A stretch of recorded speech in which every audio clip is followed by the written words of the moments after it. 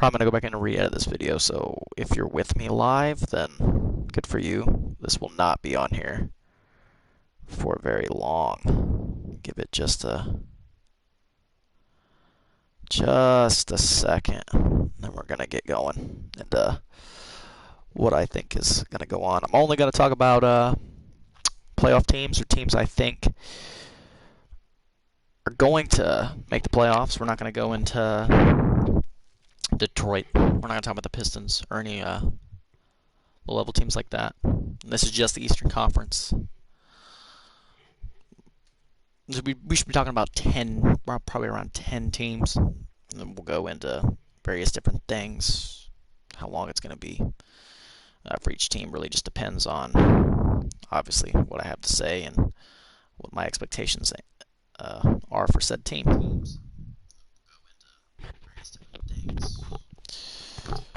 Make sure we're going. Each team really just depends on, obviously, what I have to say and my expectations for said team. I gotta stop with the mic. See if this is better.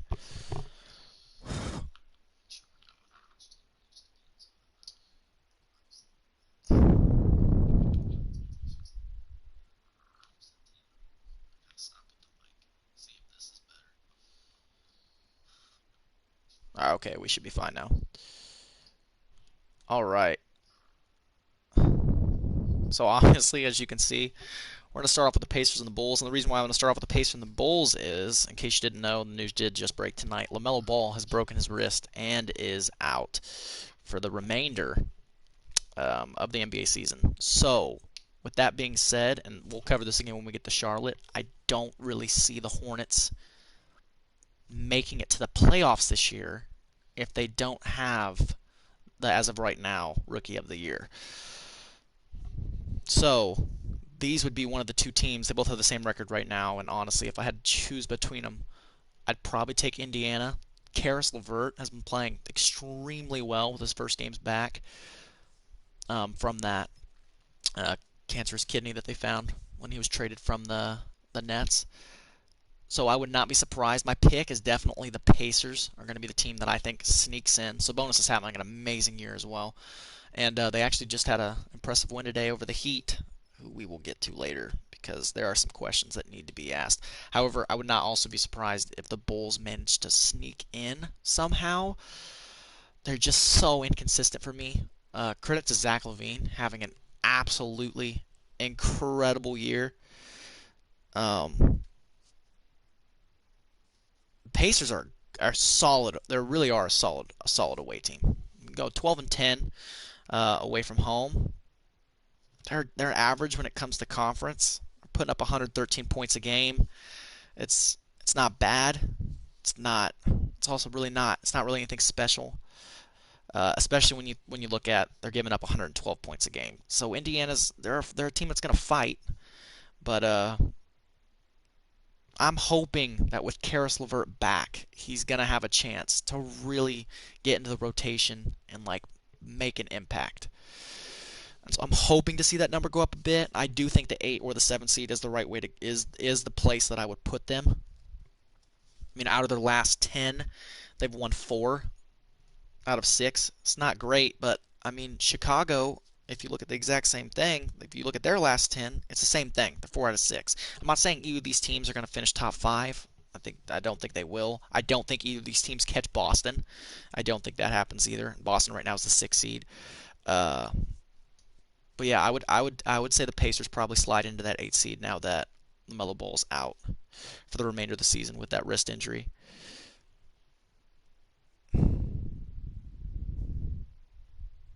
All right, moving on.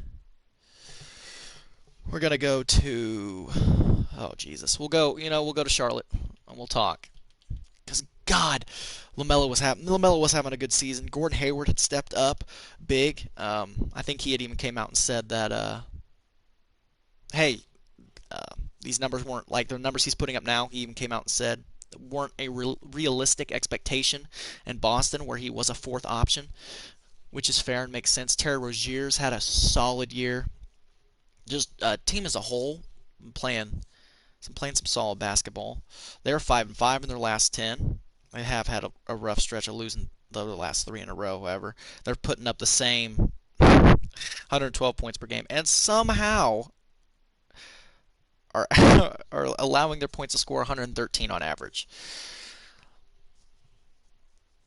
And still, and I mean that's obviously why they're sub 500 at the moment. But God, that the LaMelo Ball injury, I really think is going to really hurt this team.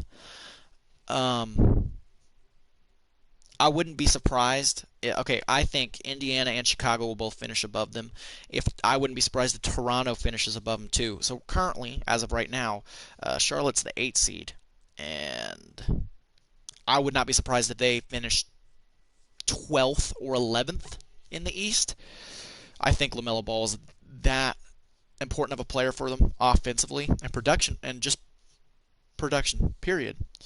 It sucks for Charlotte that I don't know if LaMelo's going to be able to hold on to his Rookie of the Year. Anthony Edwards has been really starting to figure it out and hit strides in recent games. So hopefully it's not a season injury. That's just what they came out and said today. But if it is, it's tough. And I mean, it'll be. I mean, it is Anthony Edwards Rookie of the Year to go get. He hasn't. He doesn't have it yet. Even if he doesn't have it yet, just because of how hot LaMelo started off. But he's got a real shot if he decides to go and get it and can continue to put in quality games like he has lately. So yeah, like I said, Charlotte, I don't think you guys make the playoffs. I think you guys fall off, unfortunately, because of LaMelo getting hurt. Otherwise, yeah. Otherwise, I still would say it's you or Indiana at the 8. I don't really have a lot of faith in Chicago. I don't. Charlotte was also had a solid home record, not nearly as good on the road, and they were above 500 in conference too. So, all right, now we're gonna go. We're gonna bounce around. We're gonna go to the where are they at? If you know anything about me, you know that I absolutely despise this team, but I'm still gonna give you the unbiased take. They're young and they're good. They're good. R.J. Barrett and Julius Randle are both having absolutely great seasons. For this being R.J. Barrett's sophomore season, I he didn't have a bad rookie campaign by any means. But I didn't expect this from R.J. Barrett. I did not expect this level of a jump. I kind of expected him to plateau. I expected minor improvement, but I did not expect this as well. Emmanuel quickly as well. I mean, I don't think anybody really saw him developing this quick as what he has either. This team plays defense. Tom Thibodeau has them grinding out games. And I mean, got a solid home record, 12 of 8, same as what Charlotte was. The away record's 9 and 14, which isn't great, and they're 1 and 6 in their division, which again is not the best. But you have to keep in mind it's a tough division for the Knicks. It's a tough division for the Knicks. I mean, when you've got Brooklyn and Philly in your division, I mean, it's a hard, and especially because those are the top two teams, it's going to be hard for them to get division wins. They're 14 and 14 in the conference, only allowing 104 points per game. So I mean, the defense is there consistently every night. They just got oh my God, what is his name? Oh, their center just came back with a Michael Robinson, I think that. Mitchell Robinson. It's Mitchell Robinson. He just got back with I think he was injured, and he's just now back, which is huge. Nerlens Noel's not having a bad season. He honestly fits Thibodeau's scheme really well, but obviously Mitchell Robinson is an improvement. God, I mean he's a good shot blocker too. I mean Mitchell Robinson's a solid center. Um, Knicks, you're a low C team. You're a 7. Um, you're a 7. You're a 7 or 8. You're a 7 or 8. You shouldn't fall to 8. I don't. I think as far as the Knicks compared to the Hornets, you're miles ahead. I think even when they have LaMelo Ball, you're just a better you're a better team. Uh, you play as a better unit. Defensively much better, and then you have Julius Randle, R.J. Barrett, quickly stepping up. Reggie Bullock, I mean, hitting a solid percentage of his threes this year. I mean, you are a young and good squad, so you'll be a 6, 7, or 8. Nothing wrong with that whatsoever. Uh, yeah, scoring 104 points per game on average, and giving up 104 points per game. So I mean, they're in every night they're in the mix. They're in the mix to win games every night. They're going to come out, they're going to play hard, and they're going to compete. All right. So that's all I got with New York, and now I'm going to go puke because I hate the fact that I just gave them that many compliments. I'm not gonna make any. We'll talk about how I think the matchups are once we get to the end. Okay, Boston. God, you guys confuse me. You are on paper, this team should be better than the 6 seed. They really should. I mean, you're 21 and 21 right now. 8.5 games back from first. You're not getting to first. You're not gonna be a top 4 seed. Oh, I take that back. You won't be a top 3 seed. You won't be a top 3 seed. Could you move up to fourth? Yes. I think that there's honestly a real shot at the Celtics finishing at 4. I think there's a better shot of the Celtics finishing at 4 than moving down anything past 6th. I would not be surprised if they. I honestly believe the Celtics will move into that fourth spot. Yeah, I mean, you're great at home, 13 and 7 home record. It's fourth best in the East. That 8 and 14 road record. It started off rough. The season started off rough, so I mean that didn't help. You guys lost a lot of away games early. Um, you're putting up 111 points a game, almost 112 points a game. But you're giving up 110. There's Jaylen Brown is having a season. I don't think anyone thought coming into this season that there would even be a case that Jaylen Brown is the best Celtic player on the roster. And I genuinely think Jaylen Brown this year is the best player on the roster. I don't think necessarily Jason Tatum has taken a step back. I think we all want to put Jason Tatum in, and when I say all, I just mean like the media or anyone else that talks about the NBA. I think everyone wants to put Jason Tatum in as a superstar. Like we want Jason Tatum to be a superstar. We're rooting for Jason Tatum to take that next step and consistently, night in and night out, be the guy. But I'm more often than not, I really feel like Jaylen Brown he's just doing things I don't think that we thought he was capable of doing. No one saw this season coming from Jaylen Brown, and that's not due respect on Jaylen Brown. I'm not saying Jaylen Brown was a bum and couldn't play in previous years. I'm saying what this man has done this season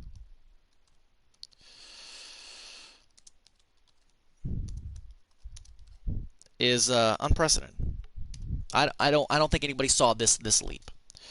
I really don't. Kemba Walker's finally coming back off an injury. He was gone for the first part of the season. I think that has a lot to do with why you have as many losses as what you have. So I think getting Kemba back and trying to figure in that mix is an important thing. I mean, Jaylen Brown right now, for those of you that don't know, it's 24.4 points a game, 5 rebounds, 4 assists. Jaylen Brown's almost averaging 30 points a game.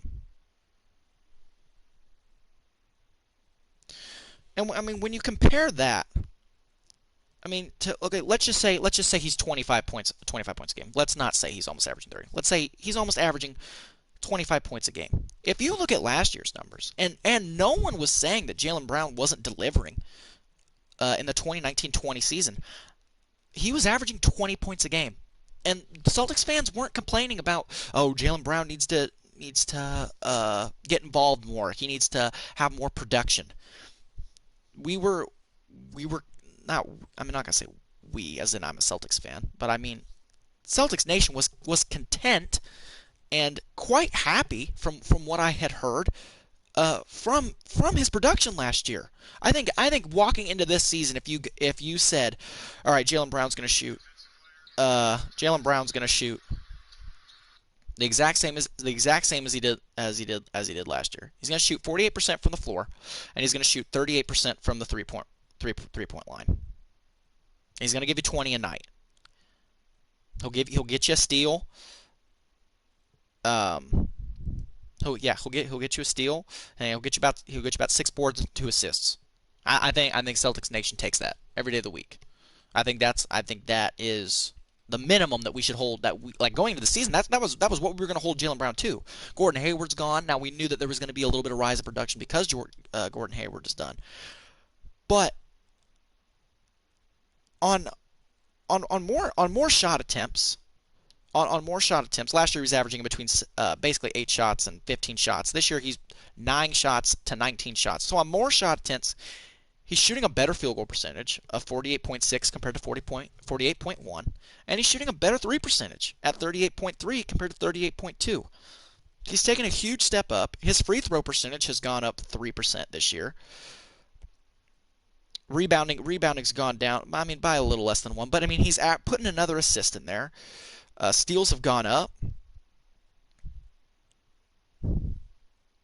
It's insane. And honestly, props to the man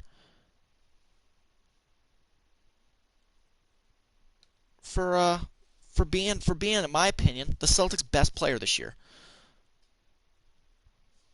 It's impressive. It really is. Now that's not to take anything away from Jason Tatum. Don't get me wrong. I'm also just saying, just because Jaylen Brown's having a better season, in my opinion, than Tatum so far, and keep in mind this is just if the season was to end today or within a week. Let's not act like come playoff time or career in general, Jason Tatum's not the better player. He is. He is. Now, if the real question is Jaylen Brown going to be a 25 point per game scorer going forward?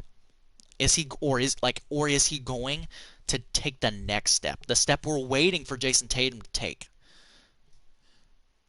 Could Jaylen Brown be a superstar before Jason Tatum? That's the question I'll ask you. What do you think? I feel like for a couple years now we have waited and waited for Jason Tatum to take that next step. To take that next step.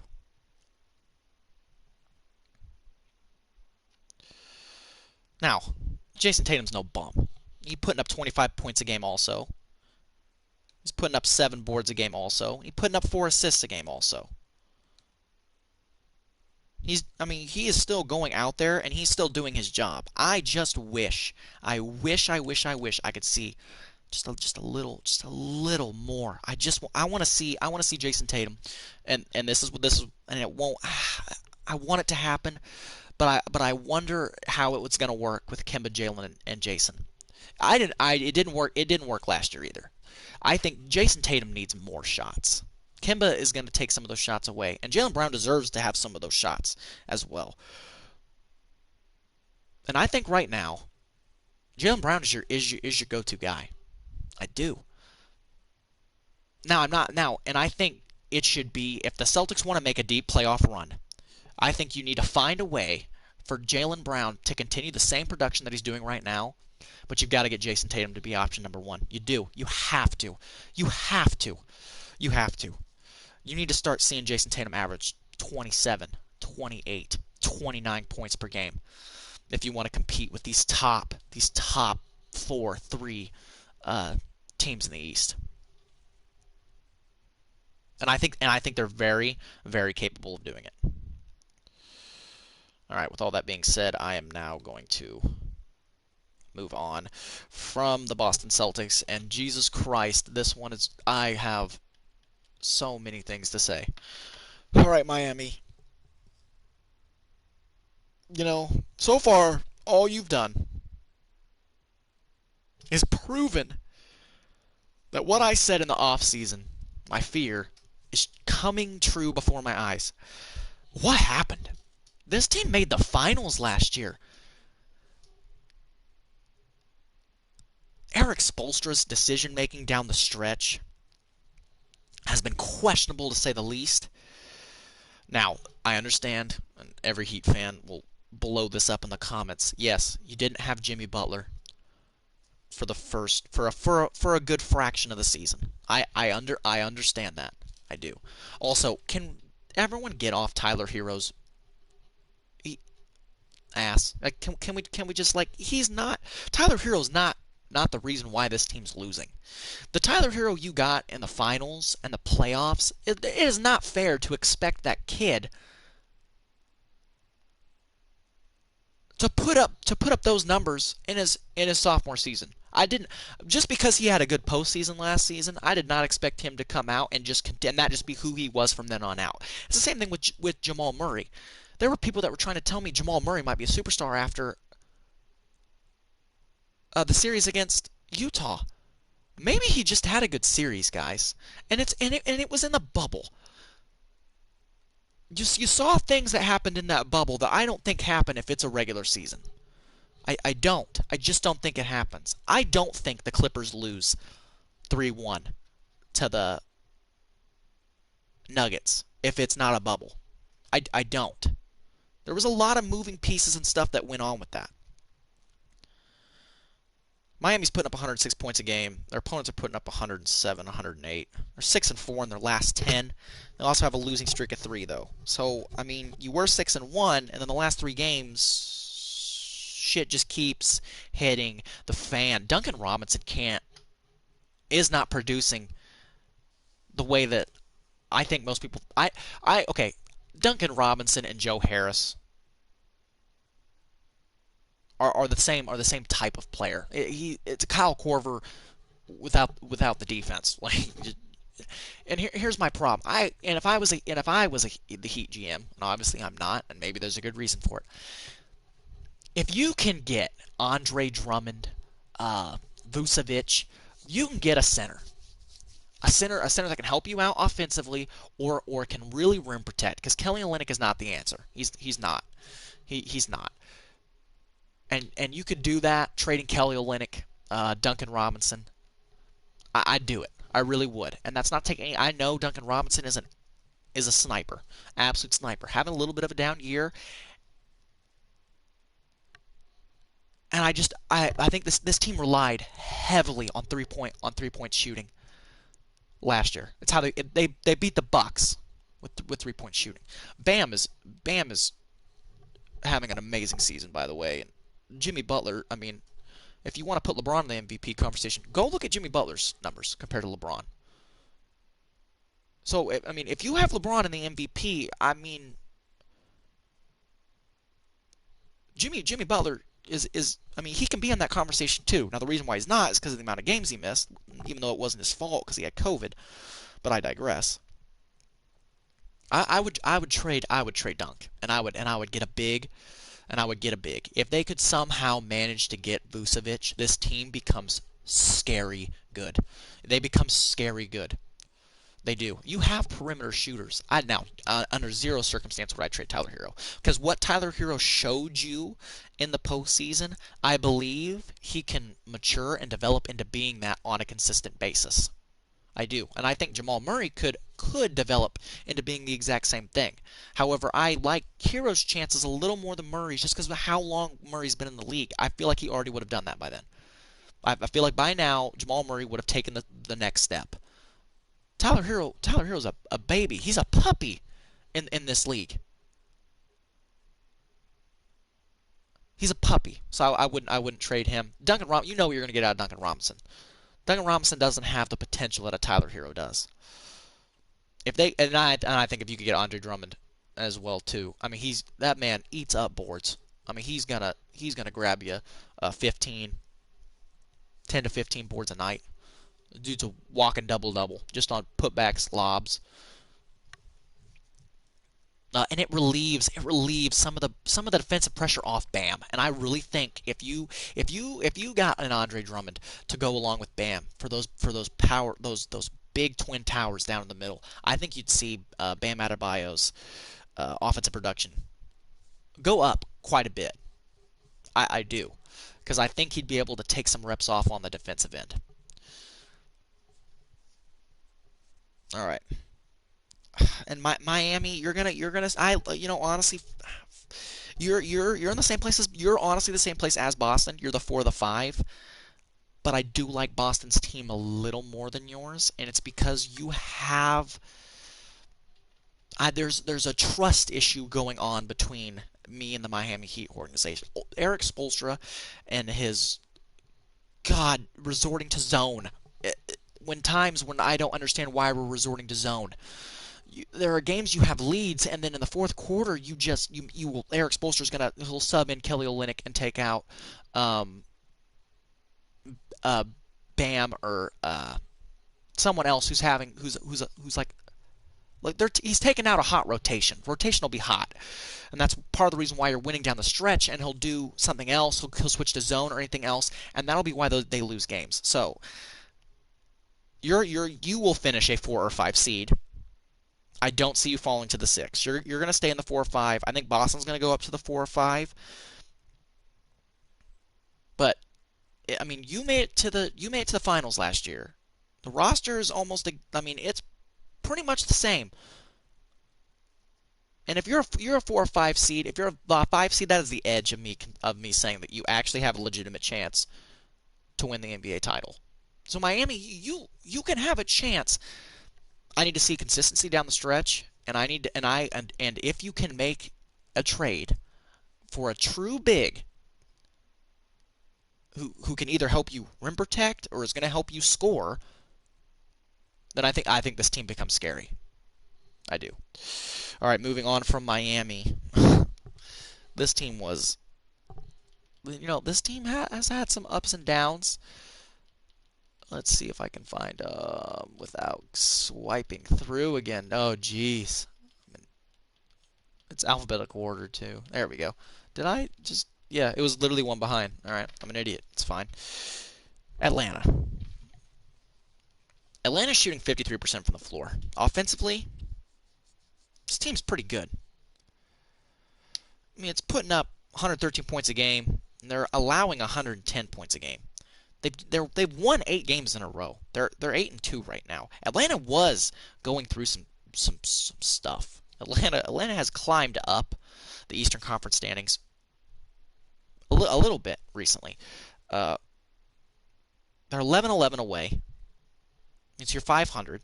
It's not bad. It's not compared to all the other teams. I mean, you're fourth. Yeah, you're fourth in a away record. That's solid. And if you looked at just the playoffs today, just 1 through 8, so I'm not counting Indiana, you're third in away winning percentage. So I mean that's solid. And then you have an 11-9 home record as well.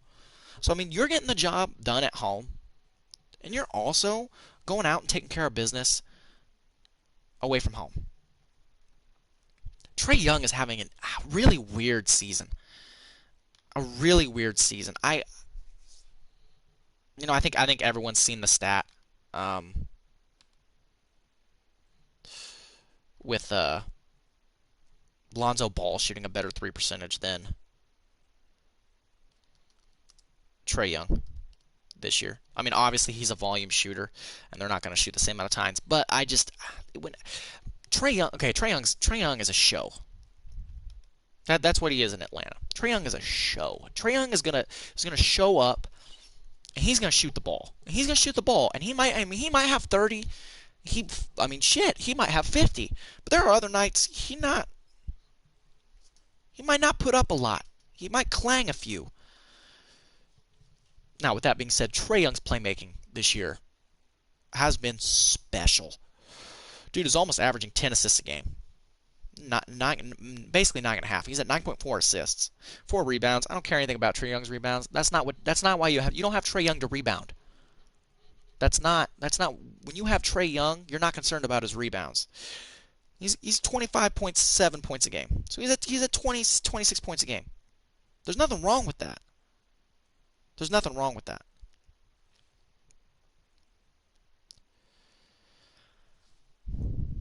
He's shooting 36.5% from the 3 points. He's shooting 37% from three, 87% free throw shooter.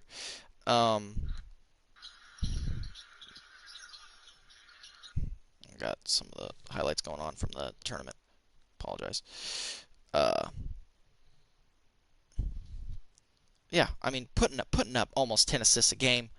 He's putting up he does turn over the ball though. He is putting up 4 turnovers with those 10 assists. Not ideal. He's not playing any defense either. He's not shooting 43% from the floor.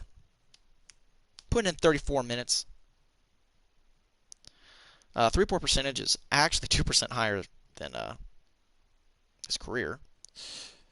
He's gone up almost 2 points. Free throw percentage is up by 2 points. I mean, this team's deep. They have a solid bench rotation. They have a solid bench rotation. I, however, think the Hawks are on a really, really hot streak right now, and I think what goes up must come down. And I think Atlanta's the team that gets knocked out of the top 4 by Miami, by Boston. I think Atlanta will fall to that 6th seed when the playoffs actually do show up. And I think you're going to have the Celtics at 4. I think the Heat do stay right where they're at 5. Maybe they move up to 4 and Boston moves to 5, but I think Atlanta falls to 6. I do. All right, now it's backwards. Look at me actually thinking this shit through. The Milwaukee Bucks. Out of their last 10, they've won 9. They're on a 6-game win streak. 16-5 home record. 11-9 road record.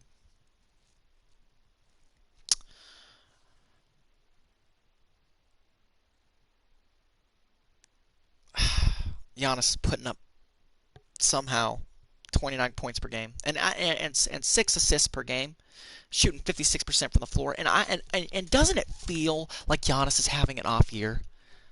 Is it just me that feels like Giannis is having an off year?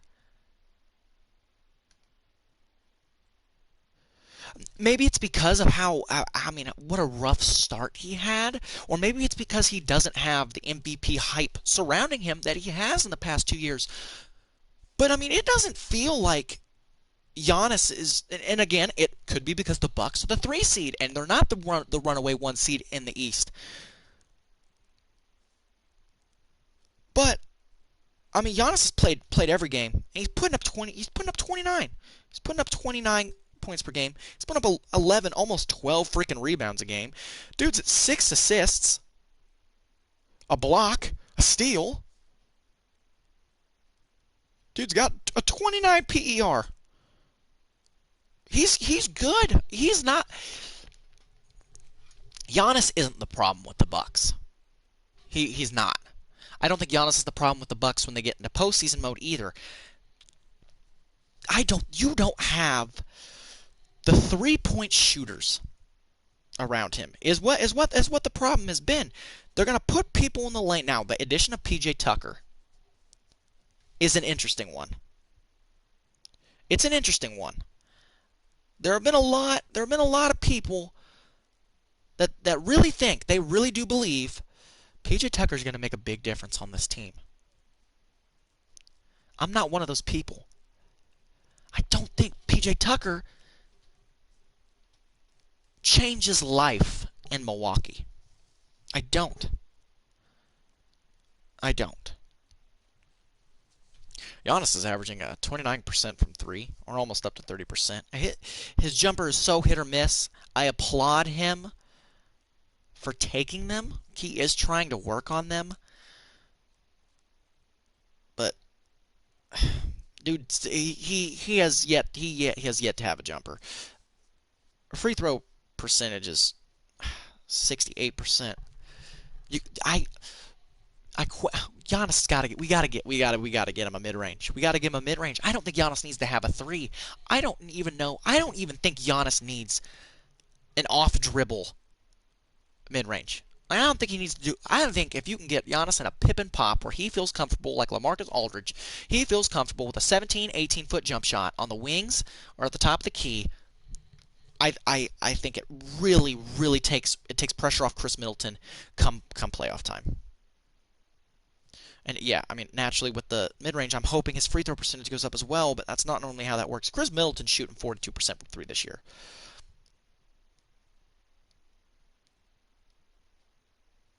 So, I mean, Chris Middleton has played well. Giannis is shooting 63% on two pointers. I mean, it's points in the paint. Let's not kid ourselves. I mean, there's a reason why it's that much. That's what it is. Chris Middleton's putting up 20 points a game. I mean, you know what you're going to get from Chris Middleton. Chris Middleton's not a superstar. Chris Middleton's not Jaylen Brown. Chris Middleton's not Jason Tatum. He's not. But Chris Middleton will roll out of bed and he'll give you 20. He'll grab you a couple boards. He'll get you six. He'll get you 6 rebounds. He'll get you 6 assists. He'll get you about a steal. Drew Holiday, remember how he was the thing. He was what was gonna finally bring Milwaukee a title. 15 points a game. Is he better than Eric Bledsoe? Yes. Yes. So is it an upgrade? Yes. But I mean, again, it's like the PJ Tucker is gonna be what really amps this team, puts them over the edge. It was the same thing with Drew Holiday. Oh well, no, no. I'm sorry. This team is what it is. Drew Holiday's shooting 36% from three. This team is what it is. This team's a good team. This team, I don't see them winning. And I could see if they run into the Celtics. Do I like the Bucks over the Celtics? No, not in the postseason. No. Do I like the Bucks over the Heat in the postseason? No. The Heat as constructed, I don't like the Bucks against them in the postseason. The Heat as constructed, without a trade being made, and with Eric Spoelstra doing absolutely crazy shit down the final stretch. I still would rather have the Heat. Do I like them over the Hawks? Yes. Hawks are inconsistent. Hawks have been hot. The Hawks have been cold. Catch them on a bad shooting night, you've got a chance. And Milwaukee's going to play defense. They're going to play defense. All right. You know where we're headed now. And as of today, I'm going to see if I want to do these in order. By the way, the Bucks. I think the Bucks are exactly where they should be. I think the Bucks will stay at the 3 seed. I don't see a whole lot of movement. Um, do you really like? Would you really say that you think the Bucks are going to pass the 76ers? If you're saying the Bucks are going to pass the 76ers or the Nets, um, they're not going to pass the Nets. They're not. If you think they're going to pass the 76ers, it's because Joel Embiid's out. That's the only you. But I mean, win this. I mean, but I don't even think then. I mean, they're 2 games back. Embiid's out for probably another week and a half, 2 weeks at most. He's out for another 2 weeks.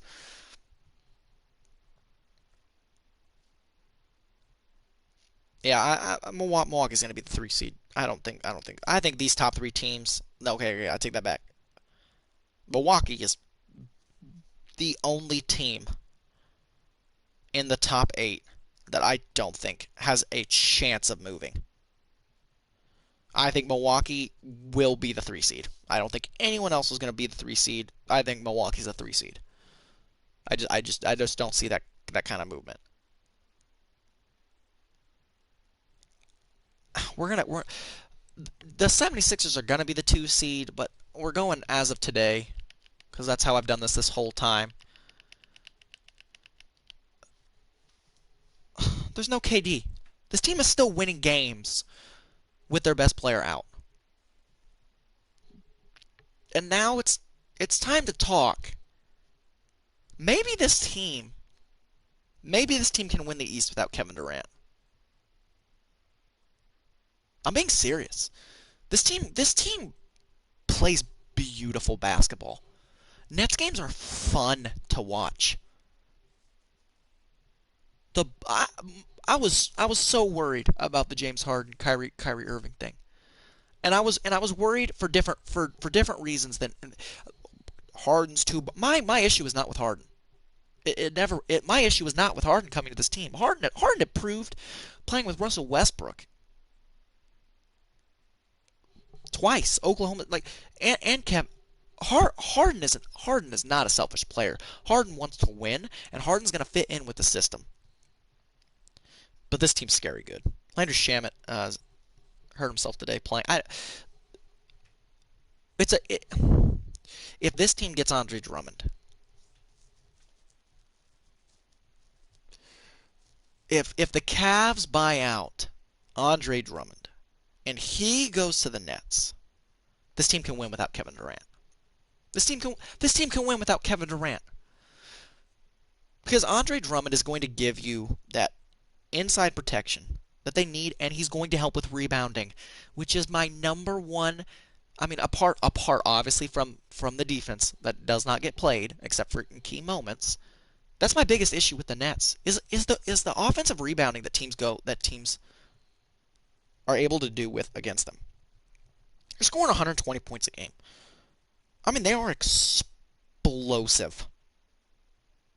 They're 8-2 in their last games. They just won tonight against the Wizards, which is the first time that they beat the Wizards this season. They're 12-8 away, 17-6 at home. They beat the Lakers. I mean, they have beat every team that you want, like would want to measure up a team by and say, have they beat the teams, like the playoff teams, the teams that you think have a shot? They've beaten those teams without Kevin Durant. Some of them, and the Lakers, if healthy, are the team to beat in the West, but they're not healthy. We don't know how long LeBron's out with an ankle injury. We don't know when AD's coming back, and if he's going to be 100% when he comes back. If you're the Lakers, LeBron's just gotten injured.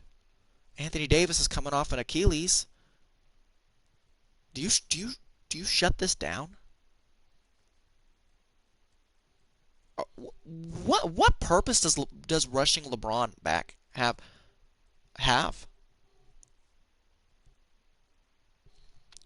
I digress. Winning 67% of their games. 17-6 home record. Nicholas Claxton looks like he could be, I mean, I want to say a clone of Jarrett Allen, but he looks like in a year he could be better than Jarrett Allen, or by the end of the year. He played some quality minutes tonight. Some quality minutes. He should be the starting center over DeAndre Jordan, in my opinion. And I would not be surprised if within the next couple weeks that does end up happening. They're starting to play Claxton a lot. He brings a lot of energy to the defensive side of the floor. He rebounds. He's a different kind of pick and roll. I mean, he's a lob threat. I like Claxton. I think Claxton now is the better center than DeAndre Jordan. Again, shout out to Bruce Brown, by the way. Bruce Brown. Did you even know who he was when he was in Detroit? Did you? Because this dude this season, I mean, he knows his role. He has put in some. I mean, he's had a 20-point game. I mean, KD in the games that he's played, putting up 29 points a game. Now, obviously, he's only played 19 games. He only started 18 of those. So I mean, it's a smaller sample size. But I mean, KD was KD before his injury. Can KD? I just don't know if they need KD to be KD after his injury. Who stands in this team's way? If they can get if they can really if they can keep up with what they're doing now. If Kevin Durant slides back in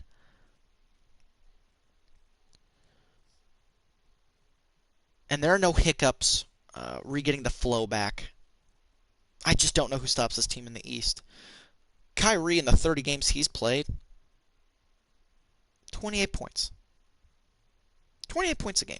So KD's 29. Kyrie's 28. James Harden is 25. What? What? James Harden's almost averaging 12 assists a game, mind you. He's also putting up a steal.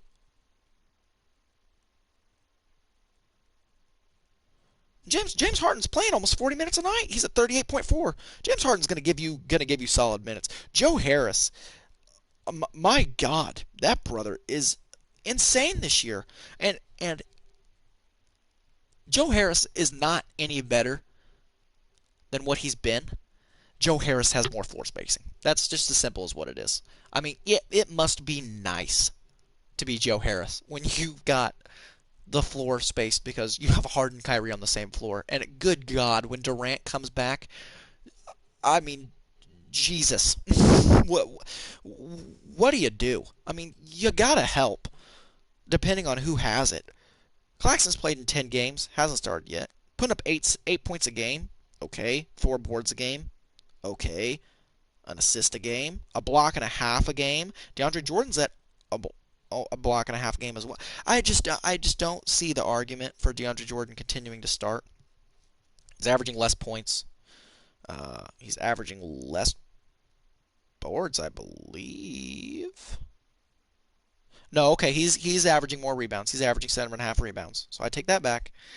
The eye test tells me Claxton's the better big. I understand he's not. Him and Kyrie and them are all best friends and stuff, but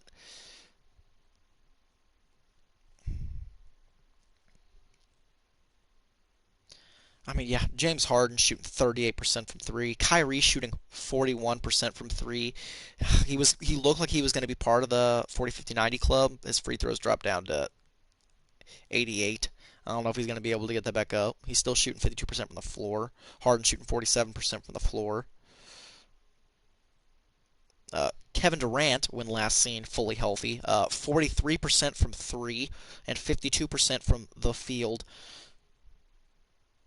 Joe Harris is putting up 48% from three. I mean, good Lord, the offensive weapons this team has. It's ridiculous. And I don't. And Landry Shamet drives me crazy sometimes. He does. Dude shooting 37% from three. Jeff Green's having a great season. 42% from three. Dunking on people's heads. Blake Griffin's first dunk was a freaking. Blake Griffin's first dunk as a net. Not dunk as a. I mean, yes, first point as a net was a dunk. I thought he didn't do that anymore. Remember how everyone said he didn't do that anymore? I don't know. I don't know, man. I mean, if Kevin comes back, I don't question this team. I don't. I don't think they need anything. If they get Drummond though, the league. I mean, that's just sending a notice. That is their solution to Embiid. That is the only. No, they don't even need to fear the Sixers. They got to fear Embiid. They're no answer on this team for stopping Embiid. There's not. All right. Now with that being said, the time has come for the number one seed, who currently have the biggest freaking question mark. Okay, I mean, this is the problem with Joel Embiid. This has been the problem with Joel Embiid, like literally since the day he was drafted. Joel Embiid gets hurt. Is it the set? Is it the organization, or is it Joel Embiid? Now Joel Embiid has had an incredible season this season. Doc Rivers has that man playing the absolute best basketball he's ever played in his life. With that being said, what happened to Ben Simmons?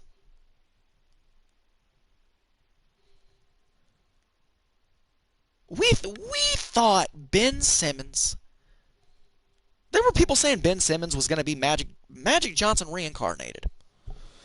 This team is winning 69% of its games. It's 19 of 4 at home. Don't mess with this team at home. No one wants to play Philly at home, especially Embiid. That is his castle. He knows that is where Embiid goes to work. 11-9 on the way, on the road rather. Win streak of 2. That's with Embiid being out, and they still have won 8 of their last 2. Saw Ben Simmons hit a 3 against the Bucks. But I mean, I've seen a lot of crazy shit in my life. So I'm not counting that for anything. I'm not. And again, Benjamin, you don't need to shoot threes. You need to pull up mid-range. You do. You need an 18-footer.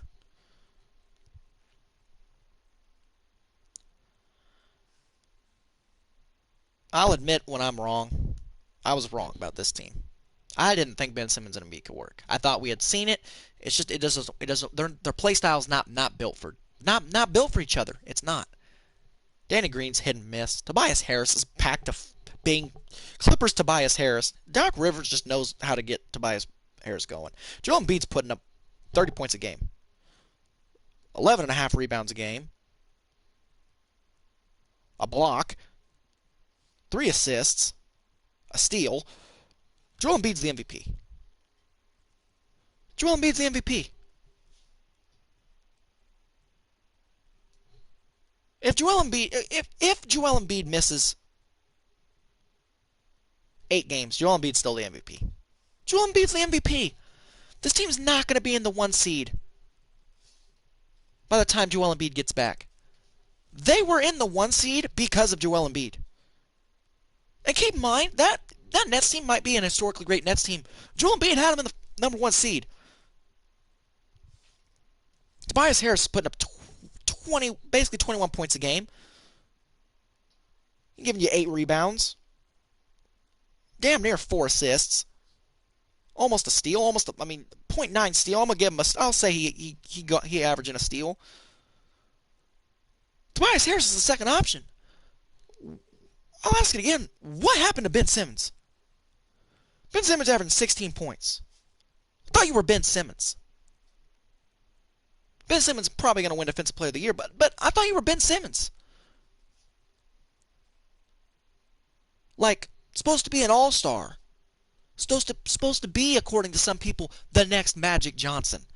6'10" point guard with a handle who can get to the rack at will. There's no commitment from Ben Simmons. Ben Simmons has not done anything. Ben Simmons in the league now is the same as Ben Simmons in his rookie year. He hasn't changed. What has he added to his game? What has he added? He's giving you eight rebounds, 8 assists, steal and a half, almost a block. He giving you defense. He's giving you defense. But when Shake Middleton is almost putting up the same number of points as Ben Simmons, I got a problem with that. I do. It's a problem. It's a problem. Playoff time, we're going to trust Shake Middleton? Sixers fans? You trust Shake Middleton come playoff time? Do you? I mean, on a night in, night out basis, do you know what you're getting from Danny Green? Do you know what you're getting from Danny Green? Danny Green is either going to make shots or he's going to be terrible. I mean, you saw that last year. I mean, and that was the bubble. I don't know about playoff Danny. I don't know. Joel Embiid shooting 42% from 3. It's not anymore. He's scoring most of his points this year. He's got his ass in the post, going to work, treating these other centers like the little boys that they are. 52% from the floor. Dude's a monster. Dude should be MVP. But again, Tobias Harris, 41% from three, 51.6% from the floor, from not the floor for yeah, no, from the floor. Yeah, from the floor. Tobias Harris looks like he's that dude.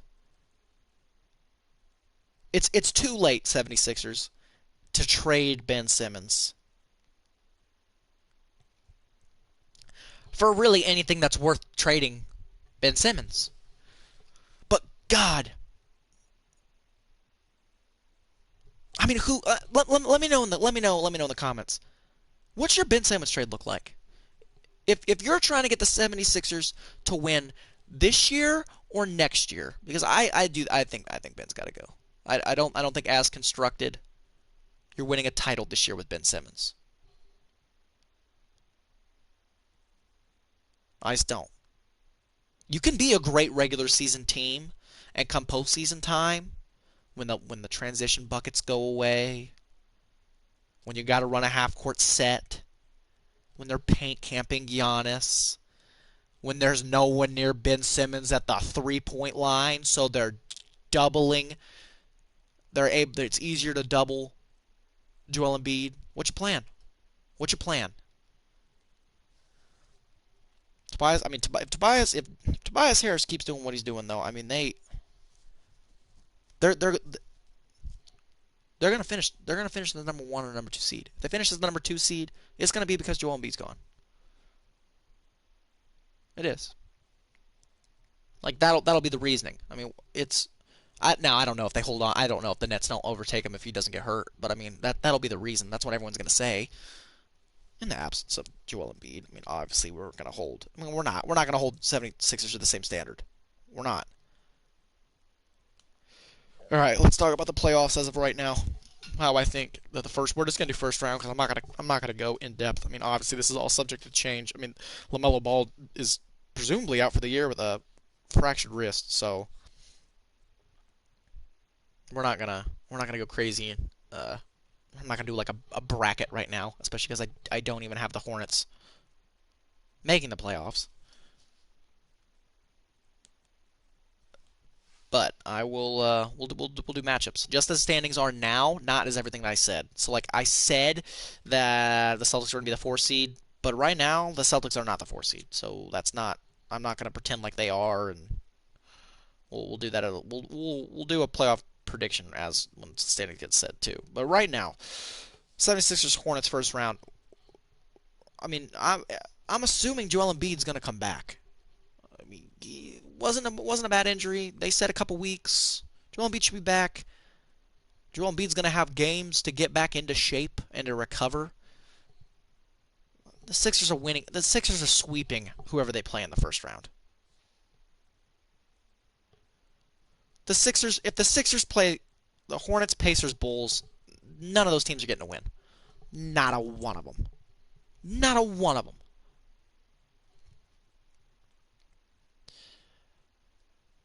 Nets, Knicks. God, the New York battle. As presently constructed, if the roster is what it is right now for the Nets, which means Kevin Durant's not there for round 1. Which if Kevin Durant's not there for round 1, the dude tore his hamstring. We'll see you next season. I mean, can we like? He has been out for a guy. I mean, for it to have been a strained hamstring, you've sat a lot, Kevin. You've sat a lot. Steve Nash should probably win Coach of the Year. Minus the prop. Steve Nash or Doc Rivers should win Coach of the Year. They should. Don't bring up Utah. Stop it. Utah's a fraud. So I'm if the Nets have Kevin Durant, I'll go gentleman's sweep 4-1. Nets don't have Kevin Durant, goes to game 6 4-2. Just because right now the New York Knicks are a solid defensive team. They're a solid defensive team. I could see Julius Randle going off for a game.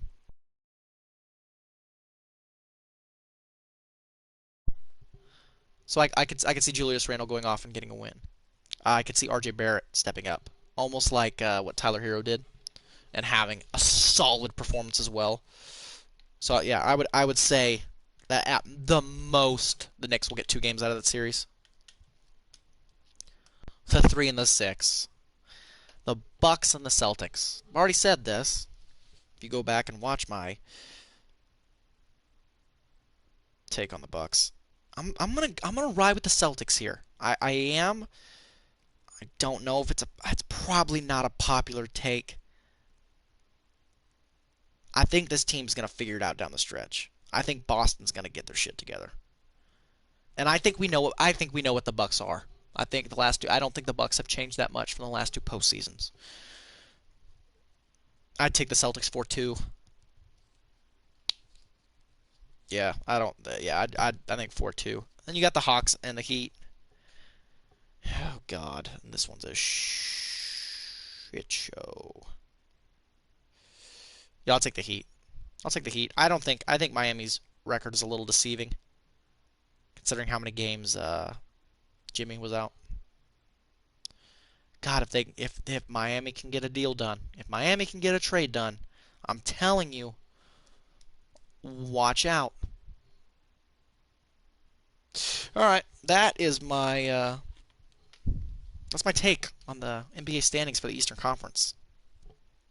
Let me know what you think, what you disagree, agree with. Obviously, any team that I didn't talk about. So, for example, Toronto, Cleveland, Washington, Orlando, Detroit. I just don't think you're going to make the playoffs. I just don't. And God, Toronto, up until your last 2 games, I would have had you sneaking in at the 8th seed, but you've lost 8 in a row. So we'll talk again in a couple weeks, maybe, if you decide to just go on a run. But I mean, Kyle Lowry's also supposed to be on the trade block. The Raptors are probably blowing this shit up. Nothing wrong with that. They got their title. The mercenary Kawhi came over and did his thing, even though they don't win that if Warriors don't get injured. But that doesn't matter. Yeah. Yeah, so that's what I think of the Eastern Conference so far. I think, just quick highlights, Brooklyn Nets are going to finish with the best record. I think the Pacers sneak into the 8th seed. I think Joel Embiid wins MVP. I think because LaMelo's supposed to be out for the season, he's going to lose out on Rookie of the Year, unfortunately. And I believe, yeah, Detroit's going to finish with the worst. Detroit will finish with the worst record in the East. All right. Thank you. Bye.